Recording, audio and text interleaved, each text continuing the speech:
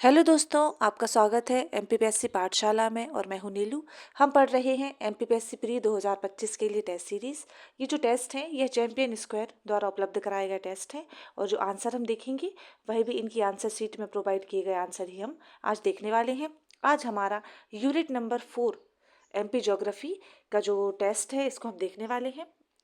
आज हम केवल 50 क्वेश्चन ही देखेंगे और जो नेक्स्ट वाले 50 क्वेश्चन होंगे उनको हम अगली वाली वीडियो में कंप्लीट करने वाले हैं। और मैं हर वीडियो में एक क्वेश्चन पूछती हूँ जिसका आंसर जो भी वीडियो अपलोड होने के सबसे पहले देता है मैं उसका नाम यहाँ पे अनाउंस करती हूँ। तो मैंने क्वेश्चन पूछा था पिछले वाले वीडियो में, मानव शरीर में पाचन का अधिकांश भाग किस अंग में संपन्न होता है? तो उसका आंसर था करेक्ट वाला छोटी आंत। तो देखते हैं किसने सबसे पहले आंसर किया है। सबसे पहले आंसर किया था निधि ने। इनका आंसर बिल्कुल करेक्ट था, स्मॉल इंटेस्टाइन यानी छोटी आंत। उसके बाद प्रेरणा ने दिया था और ऋत्विक वर्मा ने। ये जो ऋतिक वर्मा है, ऋतिक वर्मा माफ़ कीजिए, ऋतिक वर्मा बहुत अच्छे आंसर देते हैं और डेली आंसर देते हैं। जब भी मैं क्वेश्चन का आंसर पूछती हूँ तो ये हमेशा आंसर करते हैं। Very well done. आप लोग की तैयारी पता चलती है इन आंसर से कि आप लोग कितनी अच्छी तैयारी कर रहे हैं। चलिए स्टार्ट करते हैं आज का टेस्ट। हमारा पहला क्वेश्चन है, लोअर गोंडवाना शैल समूह को किस नाम से जाना जाता है? पचमढ़ी, तालचीर, बाघ सीरीज या फिर उपरोक्त सभी। तो किस नाम से जाना जाता है? इसको जाना जाता है Talcher. Option number B correct answer होगा। मध्य प्रदेश में धारवाड़ क्रम की चट्टानों का सर्वाधिक विस्तार किन जिलों में पाया जाता है? बालाघाट, छिंदवाड़ा, बालाघाट एवं खरगोन, बालाघाट एवं सिवनी, खरगोन एवं छिंदवाड़ा। यह पाया जाता है बालाघाट एवं छिंदवाड़ा में। तो option number A correct answer हो जाएगा हमारा। क्वेश्चन नंबर 3 देखते हैं। सही कूट की पहचान कीजिए। एक तरफ चट्टाने हैं और दूसरी तरफ चट्टानों के उपक्रम है।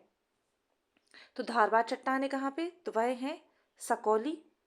और जो विंध्यन चट्टाने हैं वह है कैमूर, कैमूर। और कुड़प्पा चट्टाने हैं बिजावर और गोंडवाना चट्टाने हैं तालचेर। तो ऑप्शन नंबर डी यानी 4321 हमारा करेक्ट आंसर हो जाएगा। 4321। मध्य प्रदेश में जो धारवाड़ चट्टानें पाई जाती हैं वह सकौली उपक्रम की हैं। चलिए आगे बढ़ते हैं। क्वेश्चन नंबर 4 देखते हैं। मध्य प्रदेश में विंध्यन क्रम की चट्टानों में लाल बलुआ पत्थर की किस ऐतिहासिक इमारत का निर्माण हुआ है? लाल बलुआ पत्थर से किस ऐतिहासिक इमारत का निर्माण हुआ? नशना कुठार मंदिर, भोजपुर शिवलिंग मंदिर, पशुपतिनाथ मंदिर या फिर सांची का स्तूप। तो यह हुआ है सांची का स्तूप। Option number D correct answer हो जाएगा।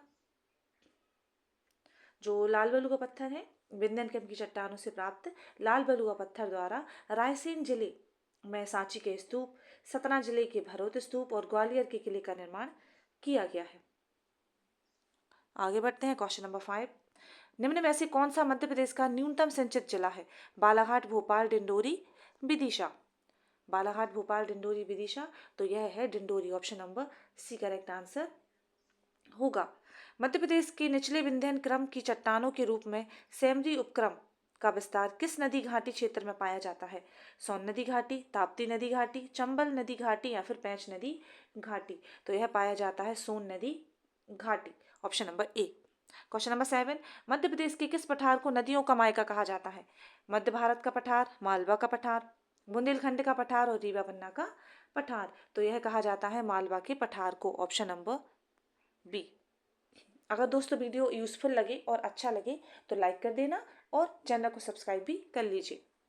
मध्य प्रदेश मध्य उच्च प्रदेश के उत्तरी भाग में स्थित मालवा पठार के अंतर्गत सबसे ऊंची चोटी का नाम बताइए।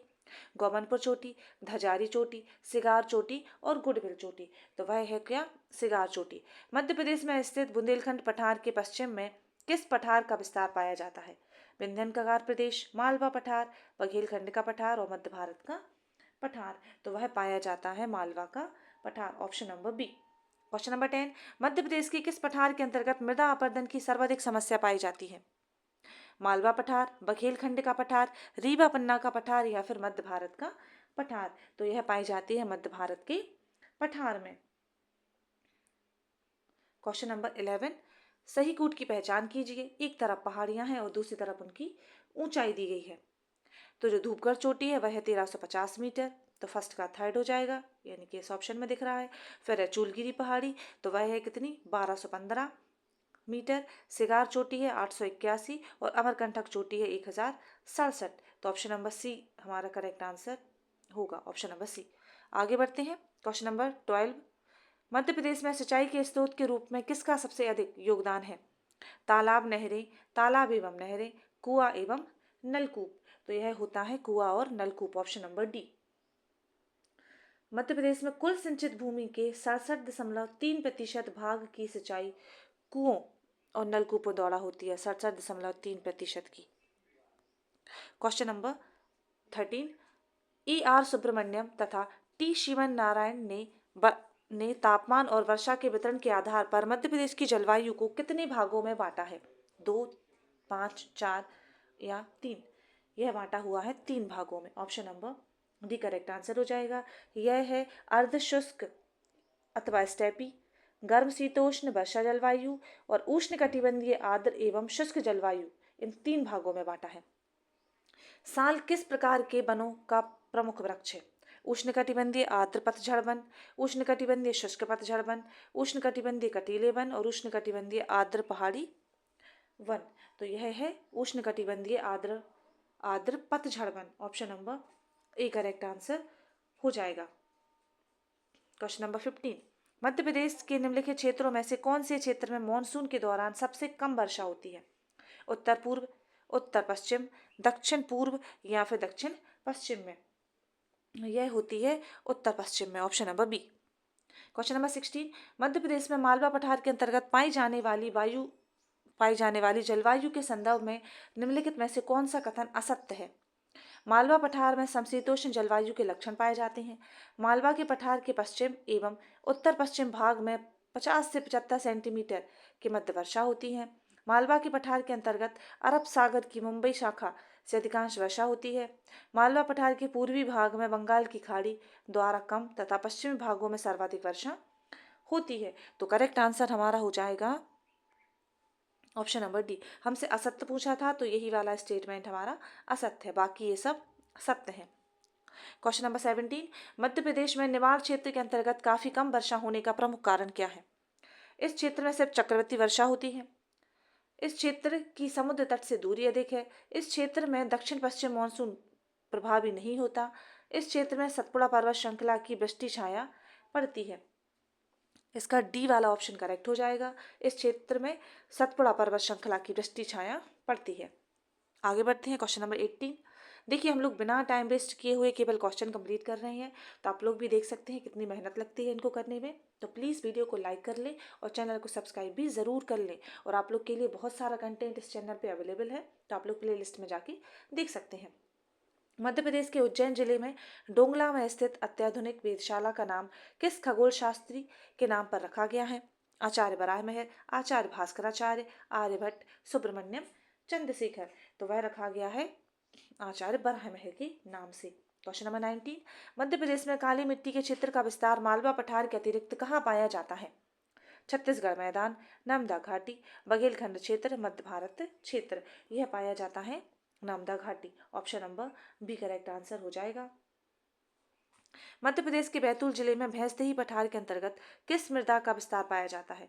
लाल पीली मृदा, जलोढ़ मृदा, लेटेराइट मृदा और काली मृदा। यह होता है लेटेराइट मृदा, option number C correct answer हो जाएगा। इस लाल लेटेराइट मृदा को लाल भूरी मिट्टी या फिर भट्टा भी कहा जाता है। यह ज्वार, मक्का और बाजरा के लिए सर्वोत्तम होती है। Question number 21। सही कूटों की पहचान कीजिए। एक तरफ फसल है और दूसरी तरफ उनसे संबंधित मृदा दी गई है। कपास एवं सोयाबीन के लिए कैसी मृदा की आवश्यकता होगी? काली मृदा। धान और गन्ना के लिए लाल पीली मृदा। कॉफी एवं चाय के लिए लेटेराइट और सरसों एवं राई के लिए जलोढ़ मृदा की आवश्यकता होगी। तो हमारा क्या हो जाएगा? Option number A correct answer होगा। मध्य प्रदेश में कितने प्रतिशत भाग में जलोढ़ मिट्टी पाई जाती है? मध्य प्रदेश के कितने प्रतिशत भाग पे जलोढ़ मिट्टी पाई जाती है? 34%, 2%, 3% या 11% पर? यह होती है 3% पर, option number C correct answer हो जाएगा। क्वेश्चन नंबर 23, मध्य प्रदेश में अफवाह तंत्र को कितने भागों में विभक्त किया गया है? 4, 8, 6 या फिर 5 में? यह किया गया है 6 में। Option number C correct answer हो जाएगा, यह 6 में किया गया है। आगे बढ़ते हैं, क्वेश्चन नंबर 24 देखते हैं। मध्य प्रदेश में ओमकारेश्वर किस नदी के संगम पर स्थित है? त्रिवेणी व यमुना, गोमती व त्रिवेणी, ताप्ती व त्रिवेणी और नर्मदा व कावेरी। तो यह है नर्मदा व Kaveri. Option number D correct answer हो जाएगा। नर्मदा और उसकी सहायक कावेरी नदी के संगम पर यह स्थित है। ओमकारेश्वर में कावेरी व नर्मदा नदी का संगम होता है। क्वेश्चन नंबर 25, मध्य प्रदेश में तवा एवं नर्मदा नदी का संगम किस स्थान पर होता है? बांद्राभान, पिपरिया, मटकुली या फिर मड़ई? यह होता है बांद्राभान में। Option number A correct answer हो जाएगा। कलचुरी शासकों द्वारा निर्मित प्राचीन करण मठ किस नदी के किनारे स्थित है? चंबल, नर्मदा, शिप्रा या फिर बेतवा? तो यह स्थित है नर्मदा के किनारे। Option number B. अनूपपुर जिले में है ये। अनूपपुर जिले में नर्मदा नदी के किनारे कलचुरी शासक गोंगेदेव तथा कर्ण के समय अमरकंटक क्षेत्र में स्थापत्य कला एवं धार्मिक क्षेत्र का विकास हुआ था और कलचुरी शासकों ने यहाँ पर करण मठ और पातालेश्वर महादेव मंदिर स्थापित किए थे। क्वेश्चन नंबर 27, कोपरा, व्यामा और बियरना किस नदी की सहायक नदियां हैं? किसकी सहायक नदियां हैं? बेतवा, केन, चंबल और तापी। तो यह है केन की। मध्य प्रदेश की सोना नदी किस नदी की सहायक नदी है? सोन, चंबल, केन और बेतवा। यह है केन नदी की। मध्य प्रदेश में जल और भूमि प्रबंधन संस्थान बाल्मी किस जिले में स्थापित किया गया? इंदौर, जबलपुर, भोपाल या फिर रीवा में? यह हुआ है Bhopal. Option number C correct answer होगा। क्वेश्चन नंबर 30, मध्य प्रदेश में सर्वप्रथम नदी जोड़ो परियोजना के अंतर्गत किस परियोजना को स्वीकृति प्रदान की गई थी? कैन सिंध लिंक परियोजना, नर्मदा शिप्रा लिंक परियोजना, कैन बेतवा लिंक परियोजना, काली सिंध पार्वती लिंक परियोजना? करेक्ट आंसर हो जाएगा हमारा कैन बेतवा लिंक परियोजना। Option number C. नर्मदा जल विवाद के निराकरण के लिए नर्मदा जल विवाद अभिकरण NWDT का गठन कब किया गया? 10 अक्टूबर 1996, 3 अक्टूबर 1996, 9 अक्टूबर 1996 और 6 अक्टूबर 1996। यह हुआ था 6 अक्टूबर 1996 को। 6 अक्टूबर 1996। क्वेश्चन नंबर 32, निम्नलिखित नदियों में से धूती बांध किस नदी पर निर्मित है? माही, बेतवा, सिंध या बैनगंगा पर? तो यह है बैनगंगा पर। Option number D correct answer होगा। उर्मिला परियोजना किस जिले तथा कौन सी नदी पर स्थित है? केन, पन्ना, सिंध दतिया, बेतवा विदिशा, केन छतरपुर? आंसर हो जाएगा इसका केन और Chhatarpur. Option number D correct answer होगा। क्वेश्चन नंबर 34 देखते हैं। मध्य प्रदेश में पहला जलाभिषेक अभियान कब प्रारंभ किया गया था? वर्ष 2002, 2008, 2006, 2004 में? तो यह प्रारंभ हुआ था 2006 में। 6 में प्रारंभ हुआ था, 2 अप्रैल 2006 को। मध्य प्रदेश में सर्वाधिक किस प्रकार के वन पाए जाते हैं? उष्णकटिबंधीय कटीले वन, उष्णकटिबंधीय पर्णपाती वन, उष्णकटिबंधीय अर्धपर्णपाती और इनमें से कोई नहीं? तो यह पाए जाते हैं उष्णकटिबंधीय पर्णपाती वन। Option number B correct answer हो जाएगा। मध्य प्रदेश में कितने प्रतिशत भूभाग पर साल शोरिया रोबस्टा वनों का विस्तार पाया जाता है? 4.15%, 4.09%, 3.95% या फिर 3.68%? तो यह पाया जाता है 4.15% पर। सही कूट की पहचान कीजिए। एक तरफ वन के प्रकार हैं और दूसरी तरफ वन विस्तीर्ण जिले हैं।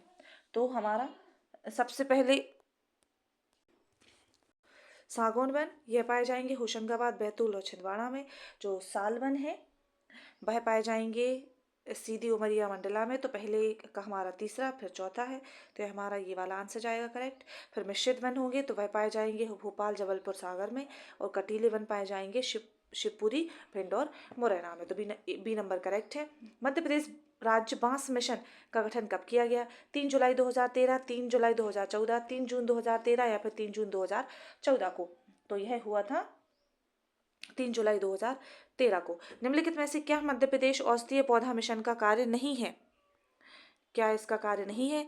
तो औषधीय पौधों की खेती के लिए अनुदान देना, औषधीय पौधों की खेती के लिए कार्यशालाओं का आयोजन, औषधीय पौधों की नर्सरी तैयार करना, औषधीय पौधों के उत्पादन की ब्रांडिंग और बिक्री करना। तो यह डी वाला ऑप्शन करेक्ट आंसर हो जाएगा। क्वेश्चन नंबर 40 देख लेते हैं।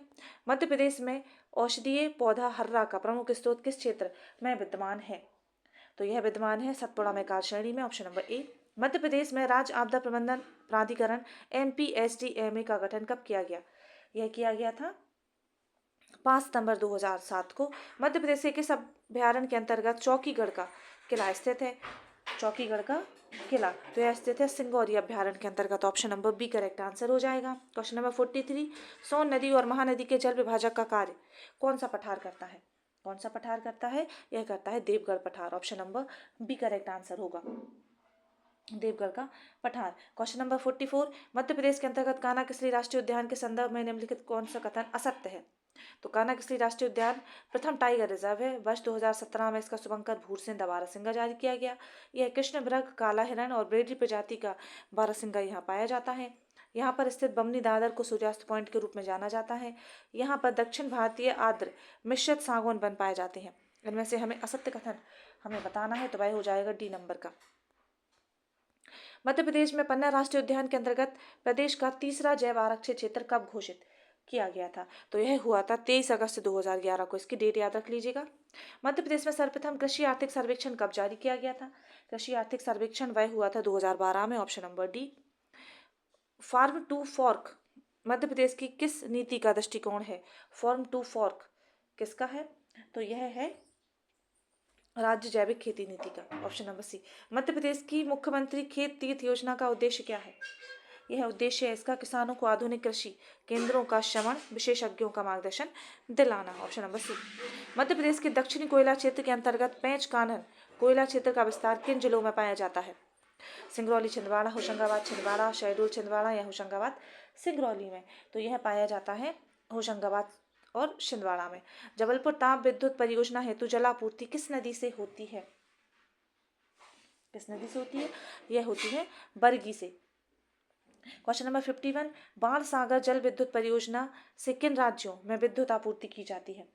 तो यह होती है मध्य प्रदेश, बिहार और उत्तर प्रदेश में। आज के लिए हम 52 क्वेश्चन ही रख रहे हैं, इसके बाद हम देखेंगे नेक्स्ट वाले में। अब जो मध्य प्रदेश के किस जिले में चिंकी परियोजना स्थित है, इसका आंसर आप लोग को देना है, तो कमेंट करके आंसर जरूर दीजिएगा। और जो भी सबसे पहले आंसर देगा उसका नाम मैं नेक्स्ट वाले वीडियो में अनाउंस करूंगी। अगर वीडियो पसंद आ रहा हो तो प्लीज़ लाइक कर लें और चैनल को सब्सक्राइब भी ज़रूर कर लें। चलिए मिलते हैं नेक्स्ट वीडियो में। Thanks for watching.